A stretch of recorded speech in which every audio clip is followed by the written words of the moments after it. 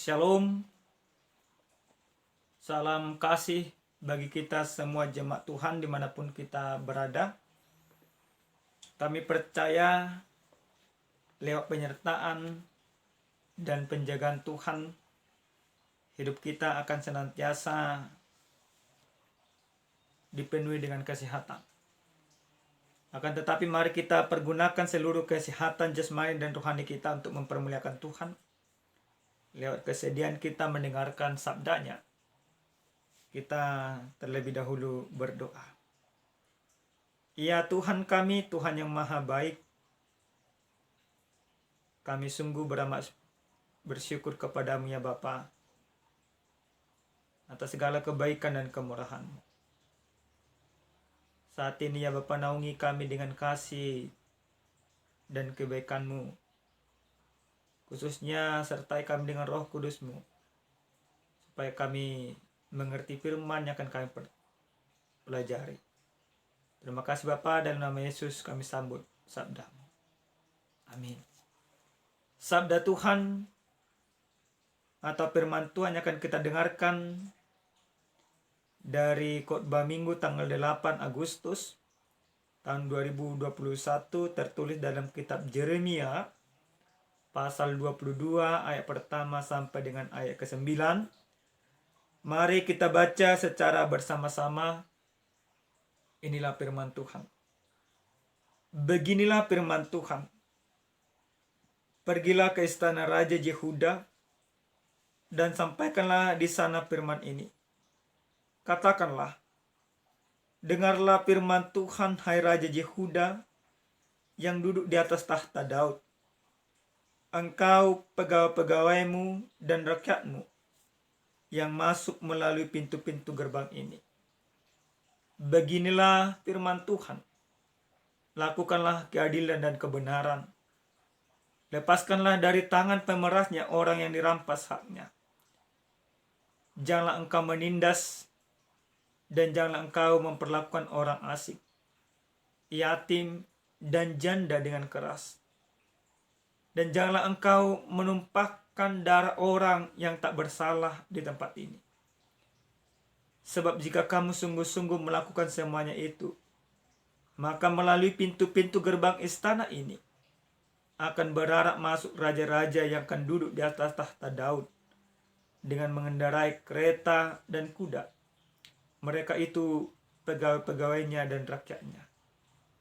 Tetapi jika kamu tidak mendengarkan perkataan-perkataan ini, maka aku sudah bersumpah demi diriku, demikianlah firman Tuhan, bahwa istana ini akan menjadi reruntuhan. Sebab beginilah firman Tuhan mengenai keluarga Raja Yehuda. Engkau seperti Gilead bagiku, seperti puncak gunung Libanon. Namun pastilah aku akan membuat engkau menjadi padang gurun, menjadi kota yang tidak didiami orang. Aku akan menetapkan pemusnah-pemusnah terhadap engkau, masing-masing dengan senjatanya. Mereka akan menebang pohon aras pilihanmu dan mencampakkannya ke dalam api. Dan apabila banyak bangsa melewati kota ini, maka mereka akan berkata seorang kepada yang lain, mengapa Tuhan melakukan seperti itu kepada kota yang besar ini? Orang akan menjawab, oleh karena mereka tidak telah merupakan perjanjian Tuhan Allah mereka dan telah sujud menyembah kepada Allah lain dan beribadah kepadanya. Sampai di sana pembacaan kebenaran firman Tuhan. Bapak Ibu yang Tuhan kasihi dalam Kristus Yesus. Kalau kita ditanya, apa itu keadilan dan kebenaran? Tentu kita akan sepakat bahwa keadilan itu adalah ketika kita bisa memberikan hak kepada orang lain sesuai dengan hak yang seharusnya diterima. Kebenaran itu apa? Kebenaran itu ialah sesuatu yang dilakukan dengan sungguh-sungguh tanpa melanggar aturan atau tanpa melanggar hukum. Kebenaran firman Tuhan yang sampai kepada kita pada saat ini. Bagaimana Allah menyuruh, Allah mengutus, Allah berfirman kepada Yeremia untuk pergi menjumpai para raja yang ada di Yehuda dan para jajarannya. Tuhan menyuruh Yeremia secara langsung untuk bertemu dengan mereka karena Tuhan ingin memperingatkan Raja Yehuda dan para pegawainya soal keinginan Tuhan yang harus mereka lakukan. Keinginan yang Tuhan inginkan selaku menjadi pemimpin tertinggi daripada kerajaan Yehuda, yaitu supaya seluruh raja dan jajarannya menjadi pelaku-pelaku keadilan dan kebenaran. Melakukan keadilan dan kebenaran ini merupakan sebuah tanggung jawab yang harus diemban, yang harus diterima, dan harus yang dilakukan oleh pemimpin Raja Yehuda pada saat itu. Maka satu perintah ini harus mereka lakukan. Mereka harus menjadi sesama bagi orang yang tertindas. Mereka harus bagi sesama bagi orang asing. Mereka harus menjadi sesama bagi janda. Dan mereka juga harus menjadi sesama bagi yatim piatu. Ketika mereka bisa menjadi sesama dengan orang-orang yang termarginalkan, maka keadilan dan kebenaran itu secara otomatis akan nampak dan akan dilakukan.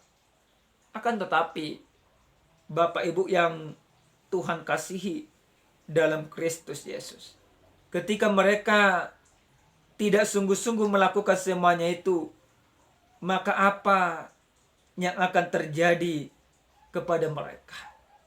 Dalam ayat yang ke-6 jelas, mulai dari yang ke-5 jelas Tuhan katakan dalam kebenaran firman Tuhan ini. Tuhan berfirman, tetapi jika kamu tidak mendengarkan perkataan-perkataan ini, maka aku bersumpah demi diriku, demikian firman Tuhan, bahwa istana ini akan menjadi reruntuhan. Istana yang begitu megah. Istana yang begitu dihormati banyak orang. Bahkan istana yang menjadi kebanggaan itu akan menjadi runtuh ketika para penguasa atau raja-raja yang memerintah Yehuda dan para jajarannya tidak mau melakukan keadilan. Yang diibaratkan istana itu seperti pegunungan Gilead dan juga seperti pegunungan Libanon, yang mana dua daerah pegunungan ini menjadi daerah yang terberkati, yang tumbuh subur kayu-kayu pilihan, yang tumbuh subur kayu-kayu aras, yang menjadi rebutan atau yang menjadi kebanggaan dari orang-orang tertentu ketika kayu-kayu atau rumahnya terbuat dari kayu aras dan kayu ek yang ada di Gilead dan Libanon. Tetapi semuanya itu akan diruntuhkan. Semuanya itu akan dimusnahkan. Segala kemegahan, segala kemakmuran, segala kehormatan. Ketika raja-raja atau orang Yehuda tidak mau taat kepada Tuhan, maka kemegahan itu semuanya akan runtuh, akan lenyap. Tidak akan ada lagi pengagungan. Tidak akan ada lagi kehormatan. Tetapi apa yang ada? Yang ada justru caci maki, hinaan, ejekan dari bangsa-bangsa sekitar. Bahkan bangsa-bangsa sekitar persis tahu bahwa kekuasaan kerajaan Yehuda yang memimpin mereka satu-satunya adalah bukan raja, tetapi yang memimpin mereka adalah Tuhan. Semua orang tahu, semua kerajaan tahu semuanya itu. Namun ketika kerajaan Yehuda sudah dilenyapkan, ketika kemegahan itu sudah hancur, ketika pengagungan itu sudah diruntuhkan, maka yang disampaikan oleh orang-orang, orang akan tahu bahwa keruntuhan daripada kerajaan Yehuda, semuanya itu menunjukkan ketidaktaatan mereka kepada Tuhan. Semuanya itu karena mereka tidak mau sujud menyembah kepada Allah. Seperti yang dikatakan dalam ayat yang ke-9. Bapak Ibu yang Tuhan kasihi dalam Kristus Yesus, apa yang harus kita lakukan setelah kita mendengarkan firman Tuhan ini? Yang pertama sekali, lewat firman Tuhan ini, Tuhan juga mau mengingatkan kita supaya kita hidup dan mendengarkan firman Tuhan. Bapak Ibu, bagaimana orang yang mau mendengarkan firman Tuhan? Kalau kita berkaca belajar dari sejarah orang Israel, khususnya dalam perikop ini, dari sejarah kerajaan Yehuda, maka kita persis lihat, maka kita persis disampaikan, ketika kita mau mendengarkan dan hidup di dalam firman Tuhan, maka kita akan berkata. Namun ketika kita tidak mau mendengarkan kebenaran firman Tuhan, tidak mau hidup di dalam aturan dan ketentuan Tuhan, maka hukum Tuhan akan nyata. Jadi lewat firman ini, setiap orang yang percaya diajak untuk mendengarkan, tidak hanya mendengarkan, tetapi sampai kepada menghidupi kebenaran firman Tuhan. Orang yang sudah diselamatkan di dalam Yesus Kristus harus hidup di dalam keselamatan itu. Tidak hanya menerima, tetapi harus sampai kepada pengaplikasian bahwa kita sudah hidup di dalam Yesus Kristus. Sama seperti firman ini. Orang Yehuda, mereka boleh mendengarkan firman Tuhan. Tetapi yang terpenting yang Tuhan inginkan dari mereka adalah mereka hidup di dalam firman itu sendiri. Yang kedua, Bapak Ibu yang Tuhan kasihi dalam Kristus Yesus, apa yang harus kita hidupi dari kebenaran firman Tuhan ini? Kalau kami katakan tadi mau hidup dan mendengarkan firman Tuhan, bagaimana buktinya? Kalau kita sudah hidup dan mendengarkan firman Tuhan, yaitu menjadi peduli kepada orang lain. Bapak Ibu, banyak orang sekarang pada zaman saat ini, mereka senantiasa beribadah kepada Tuhan. Mereka bergereja, mereka berdoa. Tetapi mereka tidak hidup di dalam doa dan ibadahnya. Mereka menjadi pelaku-pelaku kejahatan. Lewat firman ini kita mau diingatkan, tidak demikian. Ketika engkau sudah hidup dan mendengarkan firman Tuhan, maka yang kedua yang harus Tuhan ajarkan, yang harus kita imani dalam kehidupan kita, bagaimana kita peduli kepada orang lain. Jadikan orang lain menjadi sesama. Jangan menjadi penindas. Dalam ayat yang ketiga, jelas sekali dikatakan, lakukanlah keadilan dan kebenaran. Lepaskanlah dari tangan pemerasnya orang yang dirampasnya haknya. Janganlah engkau menindas dan jangan engkau memperlakukan orang asing, yatim dan janda dengan keras. Dan janganlah engkau menumpahkan darah orang yang tak bersalah di tempat ini. Tuhan mau katakan, ketika kita sudah peduli kepada orang lain, kepedulian itu menjadikan orang lain menjadi sesama. Kepedulian itu sampai kepada wujud nyata, pengaplikasian dengan menunjukkan kepedulian kepada orang yang termarginalkan. Jangan engkau memarginalkan orang atau menindas orang di dalam kehidupanmu. Tetapi justru ketika engkau melihat ada orang yang tertindas, engkau hadir baginya menjadi penguat. Ketika engkau melihat yatim piatu, engkau hadir baginya sebagai orang tua. Ketika engkau melihat janda, engkau hadir baginya untuk memberikan pengharapan kepadanya dalam menjalani kehidupan. Kepedulian itu harus benar-benar nyata dan real. Bapak Ibu yang Tuhan kasih, kalau kita melihat zaman sekarang setelah COVID-19, boleh kita lihat banyak memang orang berlomba-lomba peduli. Banyak orang mengaplikasikan imannya. Akan tetapi banyak juga orang yang mencari keuntungan dari semuanya ini. Namun selaku orang yang percaya, yang sudah hidup di dalam kebenaran dan terang firman Tuhan, kita diajak menjadi orang yang peduli. Tidak menjadi pelaku-pelaku penindas, tetapi menjadi pelaku-pelaku keadilan dan hidup di dalam kebenaran firman Tuhan.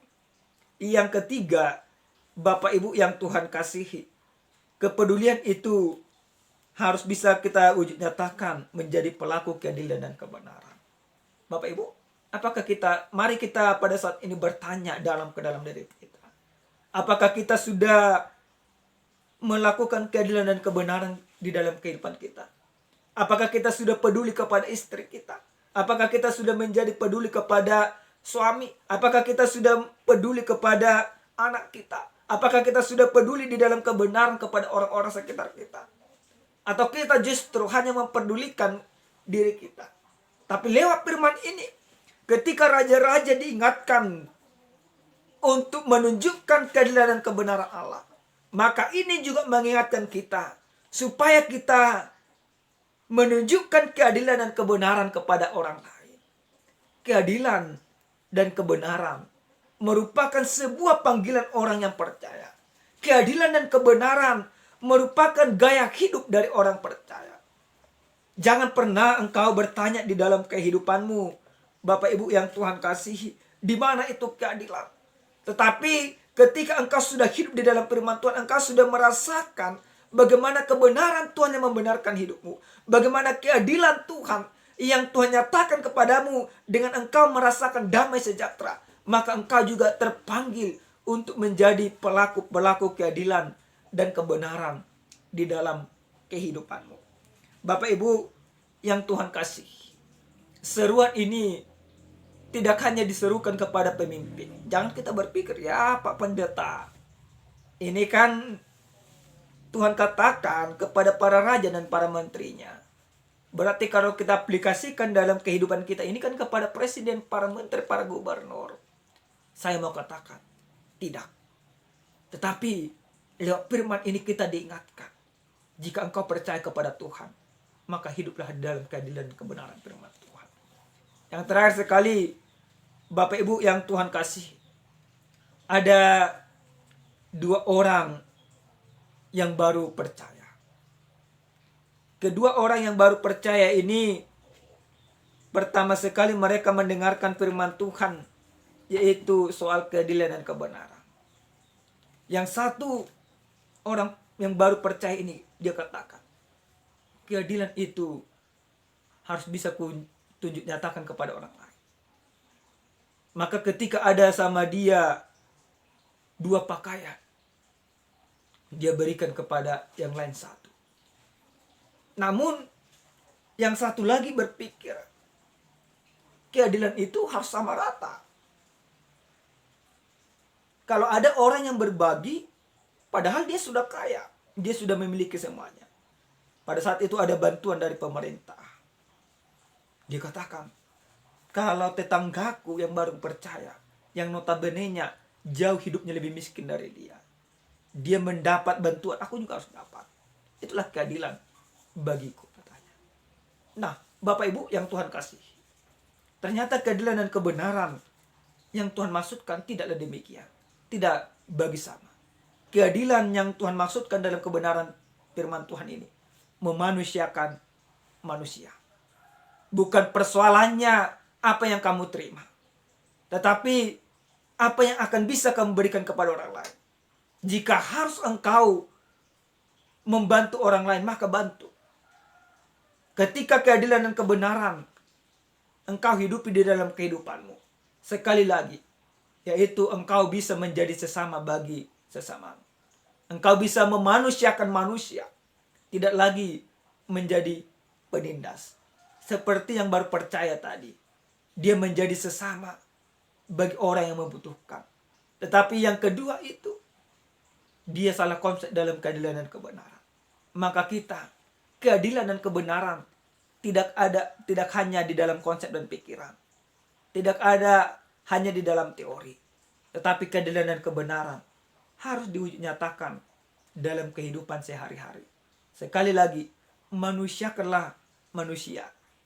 Menjadi sesamalah bagi orang termarginalkan. Dan tolong orang yang tertindas. Maka engkau akan hidup dan diberkati oleh Tuhan. Amin. Kita berdoa. Ya Tuhan kami, Tuhan yang maha baik. Kami berterima kasih kepadamu ya Tuhan, atas segala kebaikan dan kemurahan. Engkau telah mendengarkan kebenaran firman-Mu kepada kami pada saat ini, supaya kami menjadi pelaku-pelaku keadilan. Ajar kami ya Bapa, supaya mampu melakukannya di dalam kehidupan kami. Terima kasih Bapa. Dalam nama Yesus kami berdoa. Amin. Shalom. Salam sehat. Selalu terapkan protokol kesehatan di dalam segala kegiatan. Amin.